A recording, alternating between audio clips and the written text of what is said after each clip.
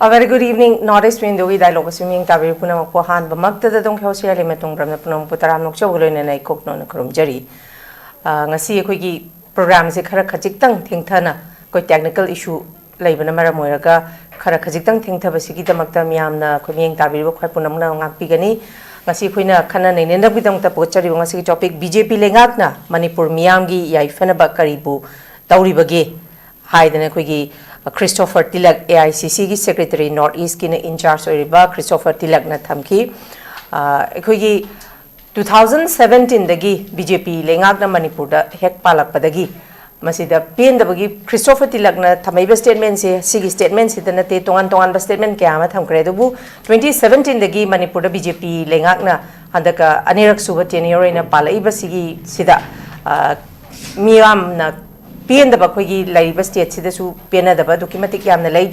कोई चाही तरह का लिसांग सिटना चाही कोई कांग्रेस न पालम मतुंग कांग्रेस से पामद्रे हाइदना बीजेपी ओंथोकलब फाउबा कोई नेशनल पार्टी अनि बीजेपी मदी कांग्रेस हारिबा कोई पॉलिटिकल पार्टी अनि सिदा Congress दुमक पामदबा Congress पामद्रबा मतुंग BJP mu silaga hojik si BJP gi da pen da mayam sung leiri hariba topic asi koi khana nei ne na butang ta tongan tongan panelist ahum lengshin bidro leiri ahan ba mukta da panelist ahum sakaminga konan tak chabi tan jadum tang myam da thamjage ahan ba da khoi gi pabung khaide mani former acting chairperson MHRC pabung taram nokchari ani subada khoi gi oja santa khetrimi spokesperson CPIM oja santa basu taram nokchari ahum subada oja tomcha advocate yam nuaijai ngasi gi panelist ahum na isa isa gi mamal yam laba matam khara khajik tang kai thok piduna khoi gi matam gi oiba issue sing da khana ni na ba sida isa isa gi ba warol phongdok pi ni haiba gi wakhalon da Northeast Window bu support to biduna lengthok pi rakoi dong ta thagat ba phongdok chari ngasi boga chari ba topic BJP lengak na Manipur miyang gi yai fana ba karibu tawri bage Christopher Tilak hariba asiga mari leina ba han ba wahang sei pabung khaide mani de lak sege pabung khaide mani Christopher Tilak na thamba statement je handak da hari ba statement si khakta da na te khoi gi border fencing gi matang da sud mak thami masida pabung gi ba point of view da pabung 2017 dagi BJP lengak na palapa sida pabung gi point of view da BJP lengak na pan badagi akhoi gi state asigi da makta BJP na tawba yai phaba haide aphaba thabak abdi good step सिंसे पाबुंग करी कमाइन तवी हजिकना अमुक लाइरिबा थोइबा conflict 2023 में गे हम थोइबा conflict सिदा मियाम न पेना दबसु असुक याम न लाइरि पाबुंग सिग मितांग the पाबुंग गे मोचे करी कमाइन थंबिनि ngam थंबि आन बदा होगलक पददी 2017 19 गा द्वाइददी खतंग मोंग ताबा तौबा होगल मी हाइदना एना खली अदुगा लोइनना 2018 गा द्वाइदगी ओइदिनि वार अगेंस्ट ड्रग यामना पॉपुलर ओइबसे सिरि बिरेन आइगेनाउ बिरेनना यानन लो पाइबदा अदुदिगी चतरकसु वार अगेंस्ट ड्रग अदुगा मरि लेनबा रिलेटेड इशूसिंग हाइदि पॉपी यांततपा अदुगिदि जंगल गी अकना फॉरेस्ट की लम लौसिन बाची थिंगना होनरकपा कोनरकपा कोना मदु पाइगिबना खोटकिबना अमनी इशूदु हाना तौनरमदबदगी खतंग मोंग ताबा ए असिदि फाइने ना हाइगदबा अदुबु अदुगुम सिनफम मदुदा हाइनाबा कांगलुप नत्रगा मिहोय सिंगनदि याम एंटी ओगेदबा अदुगुमगी पोट अमा ओइना तौरकपदुदा फबा खरदि अदुम लैयबा अदुबु मदु माना मनालो हाइतबा मते हाइयाररोय मदु मागी मी सिंगना मखा ताब सिंगना अदुगा मागी पार्टीना BJP नाइजेशन मसे इंटेलेक्चुअल सर्कल खरदसु खनेगिमिको मागी ड्रग की पॉलिसी वार अगेंस्ट ड्रग काइना तौजबा सिबुदि याम थागतनिङाइनि अदा मनालो वाहितबा नत्रगा BJP न ओखिबा BJP नाइजेशन तौबा हाइतारेको अदि सामनादा ममाङदा कांग्रेस के सिरि बोबिन तौबन तमदा मोइबा चंगबा यादे अदुदिगी अमसबा बक्थोय अममा हाइ कांसिदा कांग्रेस न चंगबा यादे हाइदना थिंगे न हाइदेबा इबोबिन थिंगे हायबा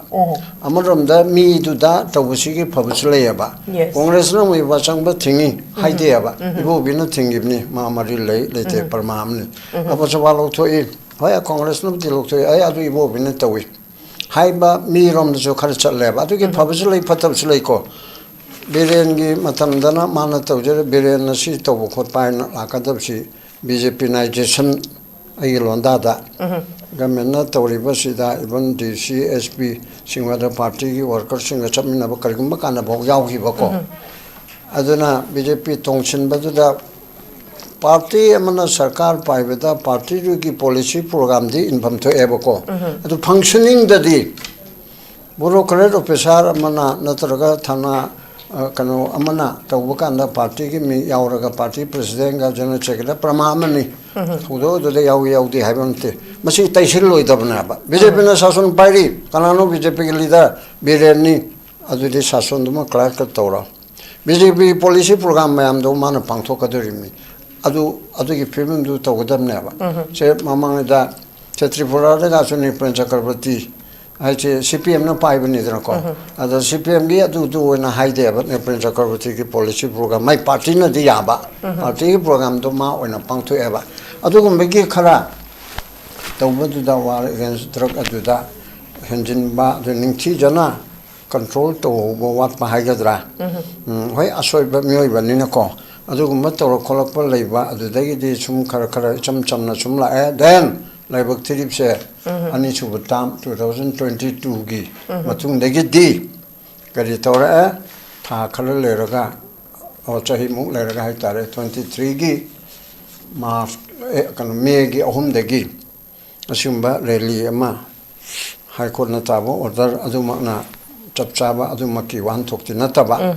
adu bu pen de dana chumna schedule tribe gi bi aning de dana rally ama chaujabani adu kachu no problem protest chaujabani dana maduda mete schedule tribe demand committee na yaro yani na kachu irang thokpa na te bana ga su yauna tawram mana ba adu gi da tawre ga konang da nungtin baro makai pung ama de gi khlai pai ba su gi to ka mu mayam punjal eraga adu da firearm yauraga rally chasilakpa adu de gi di aran ba paw ma da moi gi gate adu mai thai thade haina tawraga mai thabu khotpa mai te gi tawrakpati gi hogre somna kanda mai te na retaliation hai gadra defense hai gadra beli do se hobi gi pot adu lakhra adu lakhiba du da so ma ge che ojeki na hai ba Christopher na pi ba statement adu da gi rom da yangaroi I'm not a party man adu gi di moi masen BJP ga congress ka tawna jasanu egoina ubada maru oina second term je sidegi di port asi maru in 3rd May 23 degi di port asi pumpai pai graba government ama haiba se directive principle of state policy asi gi makha da part 4 of the constitution masidi kanoda law da court chatpai habadana te directory ni ko advisory haitare aduna directive principle have been regarded as soul of the constitution in India gi leipak ngaklon si matang da directive principle of state policy cd magi thawai ni masida base sauraga madugi principle mayam do lauraga law ontho aga law semaga tawdoina ba welfare state ma oibeda adugi chum matang lakpada hariba pon asima clark leidere adudagi di hojiki they ahum choice da marona thepasidi kari tawre me ahum gi rally se tawre adu madu phajana thingba ya madu thingudre aduga me gi tang second week adu aidara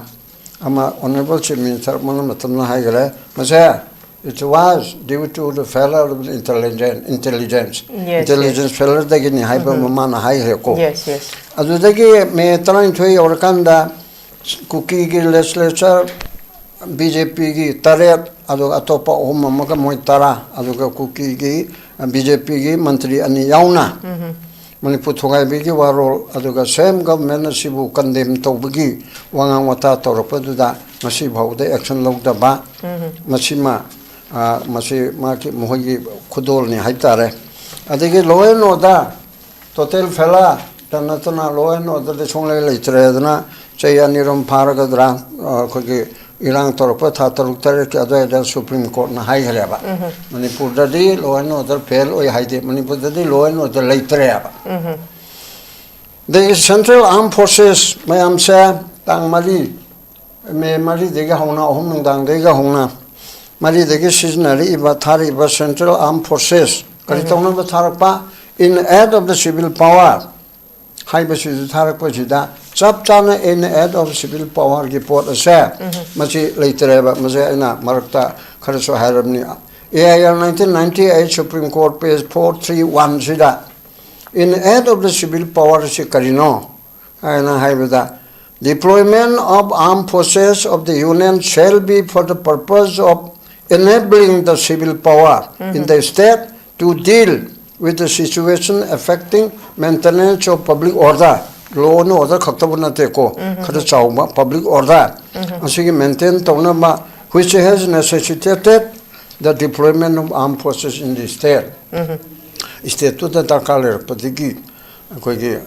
list 1 gi entry 2a aduga list 1 gi na 1 ma list 2 gi na list entry 1 adu the periba 355 the periba shakti in aid of the civil power hai bisi to gada bani hairaga machine thi jana in aid of the civil power to ngamandra ba hairaga kana group khanana ai koi di neutral angna ba tharak pro ai koi di neither kukina maitai asigi minsangna te adu ki tharak purna te state government ki state ki civil administration gi DC ki makhada district magistrate ki makhada district tu ko mateng pangnana ba political loinana mateng pangnana ba tharak pa se agoi di neutrality na habi yade ba state chi neutral na ba any tom de harina pa ke payu se habi se law and order nga ka dam public order nga ko madu ki mateng pangna ma lak pa ba madu ki chapsa ma thok si tok de ba gi mami de se ba da am process kam go china assam rifle na aduna ana kalami me changba mali adogi na kholai paraga adogi na phade chini chang mayam hailipche masigum magi mayam mama central armed forces ki matuk to hundaba then taruk chubada no action against the violation of the constitution gi article 19(1)d free movement is the mayam hena khangnare ko national highway ani sida free movement andriba kanai bobu yona free movement chatok chachin ani sida natana chanpur bhawda chatpada Manipur gi macha mete macha haine bude haire ko ta sing mete mete oina sakib nate Supreme Court ki honorable judge justice Kotesor masi judge manga Supreme Court ki mayam chila manarga Chanpur da court ki chatkadam na mase because of the situation chatkan one da haibu bude na tarap chu chalhan dan ba indirectly nang bi chat pa yaro nongai ro haibi wakhan sile halaga ma ji chat pa ngaman gi de ba adu bawba yodana tawraba adudagi masi gi matang sida constitution pura violate tawra adagi article 19(1)(e)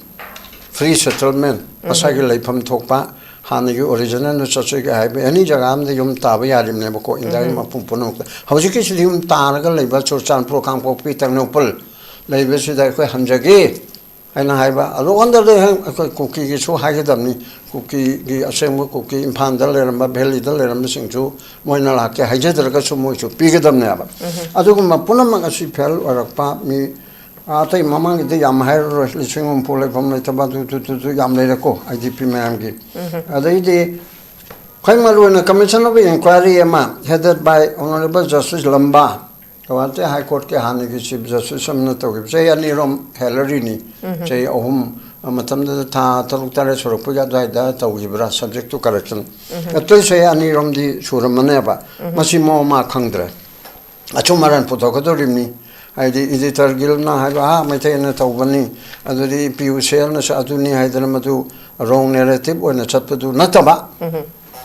hai ka kanona home ministry na amisagi ministry na semja ba state ki chunata ba center na semba commission of inquiry 1952 ki makha semba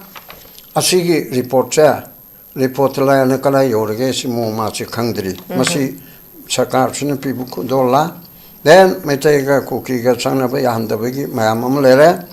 then BJP government of Manipur that too supported by all the MLA yankai mangana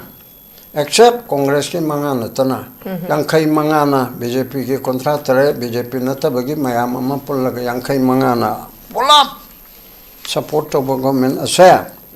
masibu mukhogi masagi government double engine Manipur engine chibu center ki engine achobasina thaba launa kaktalaga kari tauna ba nokoi constitution gi provision gi makhada government se kari to ngamdre yes adu bo mi dung am da ya nang am da nang to ro no ala ga masil dana adu bo sindra ba adu as a result of that mi humni marina ga February tara hum do da gi mapan gi matung da adu ti sarkar se president rule tore aduna suspended animation amuk sem ya gi kanada to ra to ba bjp sarkar na piri ba presentation je apama gi ra phatta ba gi lai do ata ba mi na khan bi ro adu da gi ti amu akoge magi o hanigi popular government aduda mapan subudai ne piri point se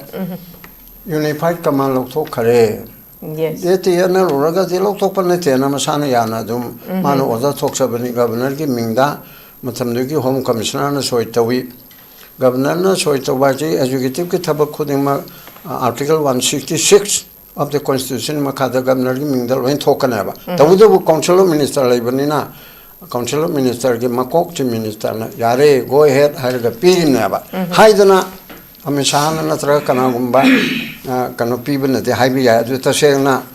the ma go or nam dana lok thok pani ne ka ba chokun da lok thok pai na mama de hai do ka chin na lok thok pa da mai na adu lok thok pi ba adu na sason to bang aman da ba democratic value le han da ba adu de ge mayam se matakta yam sang do khidore bharat ki pradhan mantri BJP ki mako asina for the last 3 years masida magi state sarkar na ta satare hari basida chief minister council of minister BJP state ki president MLA ama hawang se babu unade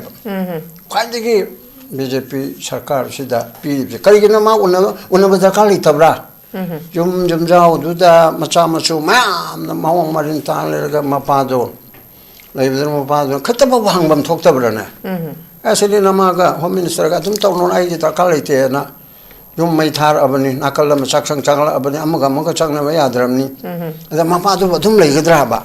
kana gumna mala pa kali ta kali lakpa yam ta kali na lakpa dan nati unaga hey biren come on kanu na tawrise nang amdra ka siloro sipuro adagi home minister na mangani taran ni lero parmamni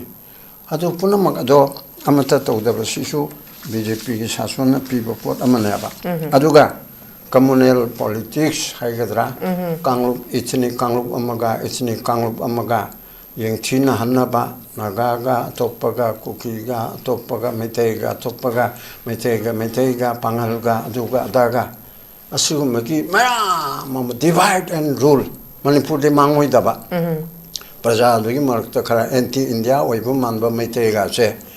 asida akan ba atopa kangbu tawre raga fujilaktana asingba mayam se masige marile na haibara haidabra nin Christopher gi mam do ai pallaroi haiba mayam se phanna khangera patana khangera masipuna makchi BJP government ki either state or center BJP government haibisi gi presentation have okay afa dalogera patabdalogera it is up to you yeah thank you very much babung am no jai babung na thambiribasi kogi 2017 dagi BJP na Manipur palak padagi lairiba makhogi presentation singida lapses adu hogolak pada khara parambagi kaino duni babung na thambirisi makha chathaja boinai oja santa da lagjage oja santa nakalamarom da BJP na 2017 dagi palak padagi handak se anirak suba tenure ni makhoini haibisi haibdi han bagi tenure si pan ba horokpaga covid amuk lakshan ba adagi anirak suba sidana mu lairiba kogi handaki laiba maitai koki ki conflict se laksilak pasina mara moiraga development works mayam ma sida ma koi chathabak ngamde habagi kaino ma mayam am su thammi dubu BJP gi ha koina tajabada koina ujabada tongan ba makogi scheme haitare school phagathan si mission go to village CM HT PM JY adagi miyam gi numit kaina lerami ko ja adagi anti corruption cell ga hangamdana tawi adagi har gar jal gi imthong khuding ising phangkan ga damni kain tongan scheme mayam ma lei adu batar ga su hojik pawbada ngasai gi chahi taraga manga congress na palam basidagi congress si pamdre haidana BJP si da laibak am yenga si haidana dum laire adu pu hojik se thoiba conflict si thom da batar ga di laiba maitai kuki conflict se thom da batar ga di BJP ki presentation se dum yamna BJP se dum adumak phai BJP is the best ana dum lawrong da kamai tawre sa ꯀꯟꯐ꯭ꯂꯤꯛꯁꯦ ꯊꯣꯛꯑꯝꯗꯕ ꯁꯨꯡꯌꯥ ꯌꯥꯔꯣꯏ 그런데 BJPꯅꯤ ꯊꯣꯛꯍꯟꯕ ꯄꯥꯝꯕ ꯂꯨꯔꯤꯁꯦ ꯑꯗꯨꯅꯅꯤ ꯃꯣꯏꯅ ꯇꯧꯔꯤꯁꯦ ꯃꯣꯏꯅ ꯊꯣꯛꯍꯟꯕꯅꯦꯕ ꯃꯥꯒꯤ ꯊꯣꯛꯍꯟꯒꯗꯒꯦ ꯍꯥꯏꯕꯗꯨꯒꯤ ꯄꯣꯗꯨ ꯃꯣꯏꯅ ꯁꯨꯝ ꯌꯦꯡꯉꯒ ꯊꯣꯛꯍꯟꯕ ꯀꯩꯒꯤꯅꯣꯗ ꯃꯣꯏꯅ ꯄꯥꯝꯃꯤꯁꯦ ꯑꯌꯥꯝꯕ ꯁ꯭ꯇꯦꯠꯁꯤꯡꯁꯤꯗ ꯑꯩꯈꯣꯏꯒꯤ ꯄ꯭ꯔꯖꯥꯁꯤꯡꯁꯦ ꯄꯤꯄꯜꯁꯦ ꯃꯣꯏꯅ ꯗꯤꯚꯥꯏꯠ ꯇꯧꯕ ꯄꯥꯝꯕ ꯑꯗꯨꯅ ꯃꯈꯣꯏꯅ ꯇꯧꯔꯤꯁꯤꯁꯦ 2023 ꯃꯦ 3ꯗꯒꯤ ꯊꯣꯛꯈꯤꯕꯁꯤ ꯀꯩꯅꯣ ꯍꯥꯏꯕ ꯃꯇꯝꯗ ꯑꯩꯈꯣꯏꯒꯤ ꯀꯩꯅꯣꯅꯤ ꯀꯔꯤ ꯍꯥꯏꯇꯥꯔꯦ ꯑꯩꯈꯣꯏꯒꯤ ꯃꯈꯣꯏꯅ ꯑꯩꯈꯣꯏꯒꯤ ꯃꯩꯇꯩꯒꯤ ꯃꯦꯖꯣꯔꯤꯇꯤꯁꯦ ꯑꯩꯈꯣꯏꯒꯤ ꯍꯤꯟꯗꯨꯅꯦꯕ ꯍꯧꯖꯤꯛꯇꯤ ꯁꯅꯥꯃꯍꯤꯒꯤ ꯀꯩꯀꯥ ꯃꯩꯇꯩꯒꯤ ꯀꯩ ꯑꯃ ꯀꯌꯥ ꯁꯨꯝ ꯂꯥꯛꯑꯦ ꯑꯗꯨꯏꯁꯨ ꯃꯦꯖꯣꯔꯤꯇꯤꯗ ꯑꯗꯨꯝ ꯃꯩꯇꯩ ꯍꯤꯟꯗꯨꯁꯤꯅ ꯑꯗꯨꯝ ꯑꯣꯏꯔꯦꯕ ꯃꯩꯇꯩ ꯍꯤꯟꯗꯨ ꯃꯌꯥꯝꯒꯤ ꯀꯥꯁꯁꯦ ꯁꯤꯖꯤꯟꯅꯔꯒ ꯃꯈꯣꯏ ꯁꯦꯟꯇꯤꯃꯦꯟꯁꯦ ꯁꯤꯖꯤꯟꯅꯔꯒ ꯑꯩꯈꯣꯏꯒꯤ ꯃꯩꯇꯩ ꯁꯅꯥꯃꯍꯤ ꯀꯥꯡꯕꯨꯁꯨ ꯃꯣꯏꯒꯤ ꯃꯤꯆꯪꯗ ꯄꯨꯔꯛꯅꯕ ꯑꯃꯁꯨ ꯄꯨꯔꯛꯅꯕ ꯑꯗꯨꯅꯤ ꯃꯣꯏ ꯇꯧꯔꯤꯁꯦ ꯁꯅꯥꯃꯍꯤꯒꯁꯦ ꯃꯣꯏꯒꯤ ꯁꯦꯛ ꯑꯃ ꯑꯣꯏꯅ ꯈꯜꯂꯦꯕ ꯃꯣꯏꯒꯤ ꯀꯩꯅꯣ ꯑꯃ ꯑꯣꯏꯅ ꯑꯗꯨꯅ ꯑꯗꯨ ꯇꯧꯔꯀꯥꯟꯗ ꯑꯃꯅ ꯑꯃꯨꯛ ꯀꯕꯨꯏ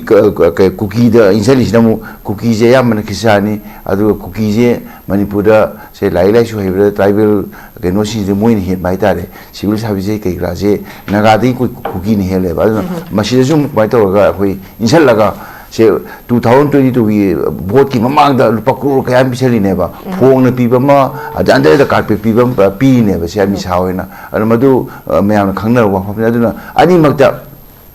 ꯁꯣꯝ ꯅꯥꯀꯟꯗꯅ ꯃꯣꯏ RSSꯒꯤ ꯑꯥꯏꯗꯤꯌꯣꯂꯣꯖꯤꯀꯦꯜꯂꯤ ꯏꯟꯖꯦꯛ ꯇꯧꯕ ꯁꯣꯝ ꯅꯥꯀꯟꯗꯅ ꯑꯩꯈꯣꯏꯒꯤ ꯃꯣꯅꯤꯇꯔꯤ ꯏꯟꯖꯦꯛ ꯇꯧꯕ ꯑꯗꯨ ꯈꯟꯅꯍꯟꯕꯗꯨꯅꯦꯕ ꯇꯧꯔꯤꯁꯦ ꯃꯣꯏꯅ ꯄꯥꯜꯂꯤꯁꯦ ꯃꯣꯏꯅ ꯁꯤꯟꯕꯅꯦꯕ ꯃꯔꯝꯗꯤ ꯀꯩꯅꯣ ꯌꯦꯡꯉꯣ 2023ꯒꯤ ꯃꯦꯒꯤ ꯇꯥꯡ 3ꯁꯤꯗ ꯂꯥꯛꯏꯁꯤ ꯑꯩꯈꯣꯏꯒꯤ ꯀꯩꯅꯣ ꯂꯥꯛꯏꯅꯦꯕ ꯑꯩꯈꯣꯏꯒꯤ ꯚꯥꯔꯠꯀꯤ ꯚꯥꯏꯁ ꯄ꯭ꯔꯁꯤꯗꯦꯟ ꯑꯣꯏꯔꯝꯕ ꯑꯗꯨꯁꯨ ꯅꯝꯗꯅ ꯂꯧꯊꯣꯛꯄꯤꯔꯤꯅꯦꯕ ꯑꯩꯈꯣꯏꯒꯤ BJPꯅ ꯑꯗꯨꯅ ꯑꯗꯨꯒꯤ ꯃꯤꯁꯦ ꯂꯥꯛꯄ ꯃꯇꯝꯗ ꯁꯦꯀ꯭ꯌꯨꯔꯤꯇꯤꯁꯤ ꯀꯩꯅꯣ ꯇꯧꯔꯤꯅ ꯆꯥꯟꯅꯍꯜꯂꯤꯅꯦꯕ ꯃꯣꯏꯅ ꯇꯧꯔꯤꯁꯤꯡꯁꯦ ꯑꯗꯨꯅ ꯑꯗꯨꯒꯤ ꯃꯉꯣꯟꯗ ꯁꯦꯀ꯭ꯌꯨꯔꯤꯇꯤ ꯄꯤꯕꯒꯤ ꯃꯤꯡꯗ ꯁꯨꯝ ꯇꯧꯗꯦ ꯍꯥꯏꯗꯣꯏꯅꯦꯕ ꯃꯣꯏꯒꯤꯗꯤ ꯑꯗꯨꯅ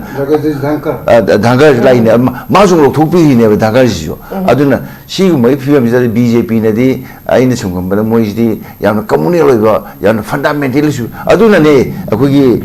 ꯕꯥꯕ꯭ꯔꯤ ꯃꯁꯖꯤꯠꯀꯤ ꯆꯍꯤ ꯌꯥꯝꯈ꯭ꯔꯕ 500 ꯂꯤꯁꯤꯡꯃꯨꯛ ꯂꯩꯔꯕ ꯑꯩꯈꯣꯏꯒꯤ ꯕꯥꯕ꯭ꯔꯤ ꯃꯁꯖꯤꯠ ꯊꯨꯒꯥꯏꯔꯤꯕꯅꯦꯕ ꯃꯗꯨ ꯊꯨꯒꯥꯏꯕꯗ ꯔꯥꯏ ꯇꯥꯔꯤꯕ ꯑꯩꯈꯣꯏꯒꯤ ꯒꯣꯒꯣꯏ ꯑꯩꯈꯣꯏꯒꯤ ꯆꯤꯐ ꯖꯁꯇꯤꯁꯇꯨ ꯔꯥꯏ ꯁꯚꯥ ꯄꯤꯔꯤꯅꯦꯕ ꯇꯧꯕ ꯌꯥꯗꯕ ꯉꯥꯛꯇꯅꯦꯕ BJPꯅ ꯇꯧꯔꯤꯁꯦ ꯑꯗꯨꯅ ꯁꯤꯒꯨꯝꯕꯒꯤ ꯇꯧꯔꯒ ꯅꯪ ꯀꯥꯟꯅꯕ ꯑꯃ ꯄꯤꯔꯒꯦ ꯃꯤꯁꯦ ꯀꯥꯟꯅꯕ ꯄꯤꯔꯗꯤ ꯁꯣꯜꯂꯦꯕ ꯃꯇꯨꯁꯦ ꯑꯩꯉꯣꯟꯗ ꯁꯦ ꯂꯨꯄꯥ ꯀ꯭ꯔꯣꯔ 100 ꯄꯤꯁꯜꯂꯗꯤ ꯑꯩꯁꯨ BJP ꯃꯥꯌꯣꯛꯇ ꯆꯩꯕꯁꯦ ꯈꯔ ꯁꯣꯟꯊꯗꯧꯔꯤꯅꯦꯕ ꯑꯗꯨꯅ ꯃꯗꯨ ꯎꯏꯌꯦꯕ ꯑꯩꯈꯣꯏꯒꯤ ꯃꯌꯥꯝꯁꯦ ꯑꯩꯕꯨꯗꯤ ꯇꯧꯅꯤ ꯍꯥꯏꯕ ꯅꯠꯇꯦꯀꯣ ꯑꯗꯨꯅ ꯚꯥꯔꯠꯀꯤ ꯆꯤꯐ ꯖꯁꯇꯤꯁ ꯑꯣꯏꯔꯤꯕ ꯅꯨꯄꯥꯗꯨ ꯐꯥꯎꯗ ꯃꯈꯣꯏꯒꯤ BJPꯒꯤ ꯕꯥꯕ꯭ꯔꯤ ꯃꯁꯖꯤꯠ ꯁꯥꯅꯕ ꯑꯗꯨꯒꯤ ꯇꯥꯜꯂꯝꯃꯒ ꯃꯥ ꯂꯧꯊꯣꯛꯑꯒ ꯔꯥꯏ ꯁꯚꯥꯗ ꯈꯨꯗꯛꯇ ꯄꯤꯔꯤꯅꯦꯕ ꯃꯥ ꯁꯤꯠꯁꯦ ꯑꯗꯨꯅ ꯑꯗꯨꯒꯨꯝꯕꯒꯤ ꯄꯣꯠ ꯃꯌꯥꯝꯁꯦ BJPꯅ ꯁꯤꯟꯕꯅꯤ ꯑꯗꯨꯅ ꯑꯩꯗꯤ ꯕ꯭ꯂꯦꯝꯁꯦ RSS ꯑꯃꯁꯨꯡ BJPꯗ ꯃꯈꯣꯏꯅ ꯑꯩꯈꯣꯏ ꯃꯩꯇꯩ ꯑꯃꯁꯨꯡ ꯀꯨꯀꯤ ꯑꯅꯤꯃꯛꯁꯦ ꯁꯥꯟꯅꯕꯅꯤꯅ ꯃꯗꯨ ꯈꯪꯗꯗꯅ ꯃꯤ ꯃꯌꯥꯝꯁꯤꯅ ꯑꯩꯈꯣꯏ ꯄꯪꯌꯦꯠꯇ ꯌꯦꯠꯄ ꯑꯁꯦꯡꯕꯗꯤ ꯃꯈꯣꯏꯒꯤ ꯍꯤꯟꯗꯨ ꯔꯥꯁꯇ꯭ꯔ ꯑꯃ ꯄꯥꯝꯕꯁꯤꯅꯦꯕ ꯑꯗꯨ ꯍꯤꯟꯗꯨꯇꯒꯤ ꯐꯤꯂꯣꯁꯣꯐꯤꯗꯣ ꯃꯗꯨ ꯏꯟꯖꯦꯛ ꯇꯧꯅꯕ ꯍꯣꯠꯅꯕꯅꯦꯕ ꯑꯗꯨꯅ ꯃꯗꯨꯒꯤ ꯃꯥꯌꯣꯛꯇꯅꯤ ꯑꯩꯈꯣꯏꯒꯤ ꯄꯥꯔꯇꯤ ꯀꯝꯃꯨꯅꯤꯁꯠ ꯄꯥꯔꯇꯤ ꯑꯣꯐ ꯏꯟꯗꯤꯌꯥ ꯃꯥꯔꯛꯁꯤꯁꯠ ꯍꯟꯗꯛ ꯊꯥ 3ꯒꯤ ꯀꯣꯔꯁ ꯑꯃ ꯇꯧꯋꯦ ꯃꯁꯤ BJPꯒꯤ ꯑꯗꯨ RSSꯁꯤ ꯍꯤꯟꯗꯨꯇꯁꯨ ꯀꯃꯥꯏꯅ ꯊꯦꯡꯅꯒꯗꯣꯏꯅꯣ ꯈꯪꯗꯗꯅ ꯁꯦ ꯂꯥꯏꯔꯤꯛ ꯍꯩꯕ IAS ꯍꯥꯏꯕ ꯑꯃ ꯍꯧꯖꯤꯛꯇꯤ ꯌꯦꯡꯉꯨ ꯑꯍꯥꯟꯕꯗꯗꯤ RSS ꯃꯅꯤꯄꯨꯔꯗ ꯊꯤꯡꯈ꯭ꯔꯤꯅꯦꯕ ꯃꯃꯥꯡꯗ ꯀꯨꯏꯔꯕꯩ ꯃꯃꯥꯡꯗ ꯑꯗꯣ ꯍꯧꯖꯤꯛꯇꯤ RSS ꯌꯥꯎꯔꯛꯑꯦꯁꯦ ꯐꯦꯁꯟ ꯑꯃ ꯑꯣꯏꯔꯛꯑꯦꯕ ꯃꯁꯤ ꯑꯣꯟꯊꯣꯔꯛꯏꯅꯦꯕ ꯑꯩꯈꯣꯏꯒꯤ ꯀꯩꯅꯣꯁꯤꯗ RSSꯀꯤ ꯃꯥꯌꯣꯛꯇ ꯇꯣꯡꯍꯧꯗ꯭ꯔꯕꯣꯏꯗꯤ ꯃꯥꯒꯤ ꯋꯥ ꯈꯔ ꯉꯥꯡꯍꯧꯗꯕꯣꯏꯗꯤ ꯃꯈꯣꯏꯒꯤ ꯐꯪꯁꯟꯗ ꯇꯧꯗ꯭ꯔꯦ ꯌꯦꯡꯉꯨ ꯑꯩꯈꯣꯏ ꯂꯥꯏꯑꯣꯟꯁ ꯀ꯭ꯂꯕ ꯐꯥꯎꯗ RSSꯀꯤ ꯑꯩꯈꯣꯏꯒꯤ ꯀꯩꯅꯣ ꯐꯪꯁꯟꯗ ꯌꯥꯎꯈꯠꯂꯛꯑꯕꯅꯦꯕ ꯍꯟꯗꯛ ꯊꯧꯕꯥꯜꯗꯒ ꯇꯧꯔꯤꯗꯣ ꯂꯩꯗꯅꯕ ꯑꯗꯨꯅ ꯁꯤ ꯇꯧꯔꯤ ꯃꯌꯥꯝꯁꯦ ꯑꯩꯈꯣꯏꯅ ꯌꯦꯡꯕ ꯀꯥꯟꯗ RSSꯁꯤꯅ ꯃꯥ ꯍꯤꯟꯗꯨꯇꯒꯤ ꯐꯤꯂꯣꯁꯣꯐꯤꯗꯣ ꯇꯧꯗꯅ BJP ꯂꯨꯆꯤꯡꯕꯁꯤ ꯃꯅꯤꯡꯇꯕ ꯐꯪꯗꯦ ꯕꯤꯔꯦꯟꯗꯤ ꯄꯤꯛꯈ꯭ꯔꯕ ꯀꯩꯅꯣꯅꯦ BJP ꯑꯇꯩ ꯑꯇꯣꯞꯄ ꯂꯨꯆꯤꯡꯕ ꯃꯌꯥꯝꯁꯦ ꯌꯦꯡꯅꯔꯨꯔꯒ ꯃꯣꯏ ꯐꯪꯗꯦ ꯑꯗꯨꯅ ꯅꯤꯡꯇꯝꯕ ꯐꯪꯗꯦ ꯅꯤꯡꯇꯝꯕ ꯐꯪꯍꯟꯗꯅ ꯃꯣꯏ ꯃꯌꯥꯝꯁꯦ RSSꯁꯤ ꯀꯩꯅꯣꯁꯤꯅ ꯃꯣꯏꯒꯤ ꯅꯥꯒꯄꯨꯔꯒꯤ ꯍꯦꯗ ꯀ꯭ꯋꯥꯔꯇꯔꯁꯤꯅ ꯀꯟꯇ꯭ꯔꯣꯜ ꯇꯧꯕꯅꯦꯕ ꯚꯥꯔꯠꯁꯦ ꯑꯗꯨꯅ ꯃꯅꯤꯄꯨꯔꯁꯨ ꯃꯗꯨꯒꯤ ꯃꯁꯥ ꯃꯣꯏꯅ ꯁꯨꯡꯁꯣꯏ ꯁꯣꯏꯗꯅ ꯊꯣꯛꯇ ꯌꯥꯗꯕꯅꯦꯕ ꯑꯩꯅ ꯍꯥꯏꯖꯒꯦ ꯑꯩꯈꯣꯏ ꯃꯔꯨꯞ ꯕꯤꯔꯦꯟ ꯀꯩꯁꯨ ꯈꯪꯖꯄꯣꯠꯇꯦ ꯃꯥꯗꯤ ꯃꯥ ꯁꯤꯖꯤꯟꯅ ꯇꯧꯔꯛꯏꯅꯦꯕ ꯑꯩꯈꯣꯏ ꯁꯤꯗ ꯁꯣꯝ ꯅꯥꯀꯟꯗ ꯃꯟꯇ꯭ꯔꯤ ꯑꯣꯏꯅ ꯇꯧꯔꯤ ꯃꯣꯏ ꯌꯥꯝ ꯈꯪꯖꯄꯣꯠꯇꯦꯕ ꯑꯗꯨꯅ RSS ꯌꯥꯎꯕ ꯍꯥꯏꯁꯦ ꯍꯧꯖꯤꯛꯇꯤ ꯃꯁꯤ ꯁꯔꯀꯥꯔꯒꯤ ꯑꯣꯐꯤꯁꯥꯔ ꯍꯥꯏꯔꯣ ꯁꯨꯝ ꯇꯥꯕꯤꯌꯣꯕ ꯑꯩꯈꯣꯏ ꯇꯥꯝꯅꯤ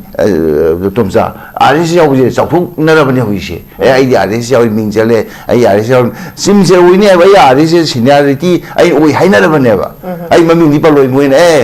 ꯄꯥꯕ꯭ꯂꯤꯛꯂꯤ RSSꯇ ꯑꯩꯅ ꯁꯤꯅꯤꯌꯔꯤꯇꯤ ꯑꯣꯏ ꯍꯥꯏꯕꯁꯤ ꯍꯥꯏꯅꯔꯕꯅꯦ ꯑꯗꯨꯅ ꯁꯤꯒꯤ ꯀꯟꯗꯤꯁꯟꯁꯤꯗ ꯃꯣꯏ ꯁꯨꯡꯁꯣꯏ ꯊꯣꯛꯇ ꯌꯥꯗꯕꯅꯤ ꯑꯩꯅ ꯍꯥꯏꯕꯁꯤ ꯑꯍꯥꯟꯕ ꯔꯥꯎꯟꯁꯤꯗ ꯑꯩ ꯊꯝꯖꯒꯦ Okay, thank you very much, Sagachari. Maka chatha boy nei oza tomcha da laksage oza tomcha khuigi hoji BJP gi tenure si handaka anirak subani adu haidi BJP gi mai kai dagi he hai basi aina hoji akoi oza santa su dum thamjagre ahamba tenure da covid ki chaithe masidi worldwide kini anirak pa tenure da hawgalapa ikui kui dringai da dum hoji ki mai tai kuki ki conflict se lai hoji oza santa na tham aina hangjagi bo phamdu hai ba conflict se thom dragadi BJP si phai hai gadra habane adubu oza santana thambir si hai ba thoi ba conflict si BJP gi hana gi shema ba kaino ma gi khosem du gi habidi ga fruit ne hai tare mai ne hai tare adubu akoina sum ta ba si ngasi thoi ba goto na hai gadra thoni da thodok si congress na soiram bagi lisang se na soiram bagi mahai ni hai bam su khoina tai ko abidi even suspension operation da lairiba sugi si matang khoi congress ki matang da ya thomba haidi miyan haina da maru si sugi matang da maru si congress na hulambani aduga adum makhong somba jena BJP na somdana laire hainare adu betaraga di hojik si lairiba phibam sida ngasi khoi gi bukhaliba topic si maksu khoi gi Christopher Tilakna BJP na Manipur miyam gi damta kari aphaba thabak tawri ge haibane ba oza tomcha si matang si dadi oza tomcha ge mo che kari kamain tamni si matang de hojik lei ba pot si Christopher Tilak ki sidi ani sum yengjiba matam da sidi mai di political statement akhoi gi Manipur da khoi digi mathau tari si karino haibda Manipur si karino kamaina ngasi gi phibum yore ibno haibse khoi khangmina bam chang kharana de ai hani gi history phakul ka du te no hojik yeng da ne अखोगी इरांग से अखोगी मरुप शांति की मतुंग ने दी सोइदन थोनी BJP ने थोन बना हिंदू तपा करी करा पुसले बको कांग्रेस पालिंग दिगी ने बा अखोगी कनो सिंगसिना हजिकी लाल होरी ब कांगबु हाइतारे इरांग सागली ब कांगबु सिना कौबु दे टेक तो बहुग्रिस क्रॉस युंग जलतना रे थांजिंग द थांगतिंग ओंतोक्तना तौरे बिसे मसी बीजेपी ने तौरिब्रा मोय मयाम ने दहाई को कांग्रेस की सोयबगी ने बा आइदि कांग्रेस सोयबने हाइनिंग दे सी कांग्रेस के प्लान ने आय अंजना जन है सी सोयबनते हुजे हजिक थोइबा पोचे कांग्रेस की प्लान ने बा प्लान ने सब चाना थोबनी थोकतब सुंगाय रे मरमदि करिगिनो हाबदा बीजेपी की मरांदि करिनो दा पोचे सेमदोके तौरुबने भाई अते अते फनाम तरम भाई मोय वोट कानिंग दबो तो वोट काना नबा मोई दंत पीबो होइतागदि कदि पोपी आंतक कदोइनो यानरम बदि मोई वोट के दम तो रम बयाय अदु तागदि मोई दम थान गदब न नत्र पोपी जी आंत तब मतमदा खनाना न बवा दुइसे पजा आमा नि लाउनी हानगी अखोय द हार मांगै से क्याम कुइरगे पु कनो मंग तुरेन मनुंगदा को तो खाइरगा नुंग लेंगोय लौरपसे क्याम कुइरगे पात मयाम फुंजलगा तुरेन दे इसिंग पैरकपसे क्याम कुइरगे पात से इसिंग पैबमनी ने तुरेन सिदी इसिंग पैबम नते इट इज ए ड्रेनेज गुमने होजि तुरेन द थिंगलगा तुरेनेज बिकम को अखोय रिजर्वर ऑफ वाटर ओरेबा मसी कनाय मतम दे होगिबनो ए हाइनिंग देबा होजि हम कन हाइ को होजि वारी सानबा मतम दा आ मणिपुर जी यूनियन तरी कनो ओंथोखिनी अथुगाइगिनी हाय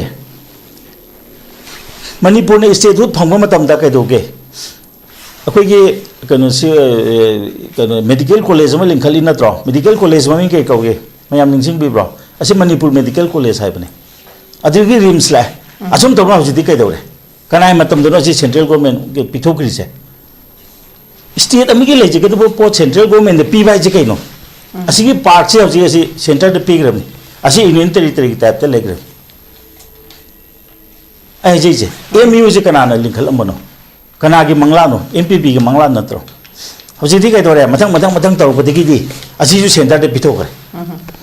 सेंटर दे पीदब पोतु करी ले मौरिसी करिनो उमे खतंग आयम नत्रो अखोगी स्टेट के एसेट से करी लेरिगे बौजी असी कना तौ कनागी मतम द तौनो मोय लिसांग सिन से निफु यांखै हुंबु पाला अब नत्रो मोयने करी सेमंगेबा असी खिसुब तिलका जी काय दि लापनोबा कांग्रेस कई तौंगे मा हाइब ngambro कांग्रेस अखोय असु याम फजना थममबनी BJP ne sumaina thugai de habiyo ba